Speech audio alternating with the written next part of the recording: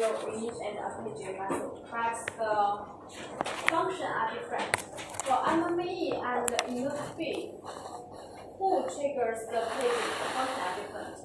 We know for if as a code UE, if it wants to receive message before, it should receive paging. Yes, this is one kind. So this kind as a mobile terminal or MT UE. So if there is a message for him, that is a call for him, he will receive the data, he receive the call. So MME trigger the paging. Yes. So the first day, yesterday we introduced the hardware structure. We introduced the system structure, and from UE1 send a message to UE2. Yeah, the UE2, if it's an idle state, it will first receive a message, the paging. Another is that no matter the UE is at this condition, the UE is at the RC idle state. I need to receive data. I receive the paging. Another is that the InnoDB trigger. The InnoDB trigger is that there is no call for this UE. Is that my system information is changed. I need to notify you to receive the newest information. These two functions are different. That is, the system information changed. It will notify it. So for MME trigger and the InnoDB trigger for this paging is different. So the contents it also will be different. The contents is also will be different. So for MME, if MME trigger is I want to find one exact UE, so it should contain the UE ID, right? There is for a call. There is maybe it's a service. There is a service find this UE, so it should contain the UE ID. So we know for UE ID we have many different kinds. How many UE ID you know? How many UE ID you know? The UE ID.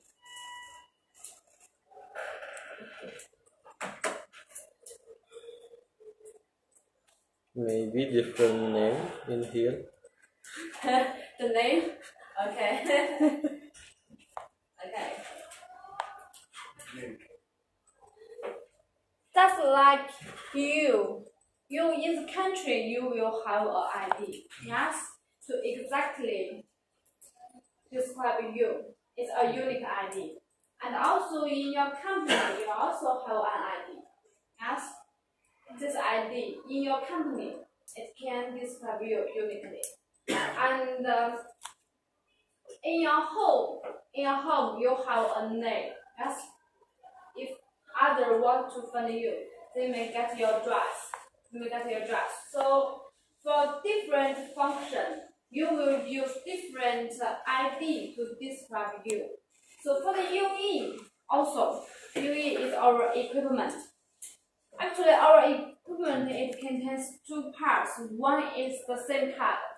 One is the cell phone hardware. Right? When we find the UE, we find the SIM card, not find the cell phone hardware. Yes? But the SIM card is inserted in the hardware. So for the card, it will have the ID, and for the hardware, it also have ID. They are bunched. Yeah, so for the UE ID. MAID. Yeah. Email. You know. This is for the hardware, yes? And also for the card, it also have a unique ID is MAID. Yeah, this is a unique ID. Yes, the unique ID. So because the unique ID is very, very important.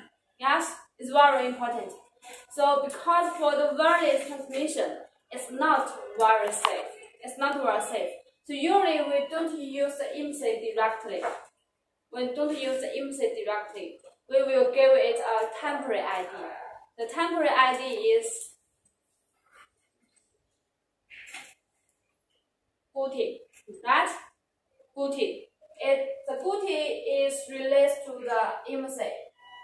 It's 1 map to 1. One IMSI, it will map to one GUTI. The GUTI also contains PLMN, the MME group ID, the MME code ID, and under this MME, the UE ID. Yes? So these two, they map to each other. So this is one unique. This is a real ID. This is a temporary. So if you change the MME, you will change a code. Yes, you will change this ID. So this ID is used for the EPC. That is for the NAS layer. For the NAS layer. So if we know the PLMN, we know the MME group. So usually we will use the STIMSI. STIMSI is SAE, temporary mobile ID. Yes. So STIMSI is one part of GUTI. It's one part of GUTI. So for this kind, it's MME triggered. So we should use the EPC ID. Yes, use EPC ID. So for the EPC ID, we have two kinds. One is unique, one is temporary. One is real ID, one is temporary. So we should use which one? We should use IMSI or STIMSI. We should use which one? But here, because for this MME triggered paging, we want to find one exact UE, so it contains the UE ID. So the UE ID should be which one? IMSI. So can I use the STIMSI? Can I use? It's okay. Yes, it's okay because under this MME, I find my users. So I don't need to use this ID. Just like in your company, if they want to find you, they just use your company ID. It's okay. Yes. So we will first use STIMSI. So if the network is normal, the UE ID should first be STIMSI. If we cannot use the STIMSI to find the UE, it will change it. Use IMSI. So if the UE find the paging ID is the IMSI, that means okay, the network has some problem. So at this condition, when we receive a paging, next we need to trigger the service request. Yes, the service procedure. So if I receive the UE ID is STIMSI, that means network is normal.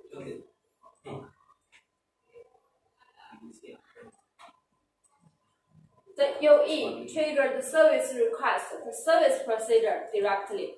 The network is normal. But if the UE receives the ID is IMSI, that means the network has some problem. Maybe the UE problem, maybe the network, but our link has some problem. So it will first to detach, and after that perform attach. This is different. The two ID for this paging. If this paging is triggered not from a node B side, it's triggered from the MME. From the MME side, it's also send the paging. Yeah, the contain the ID. ID have two cans, so the procedure have two cans. Yeah, if the UE received the paging is from the node B triggered, it means I need to notify all the UE, so it don't need contain the ID. Yes. So if the UE received the paging, it doesn't contain any ID.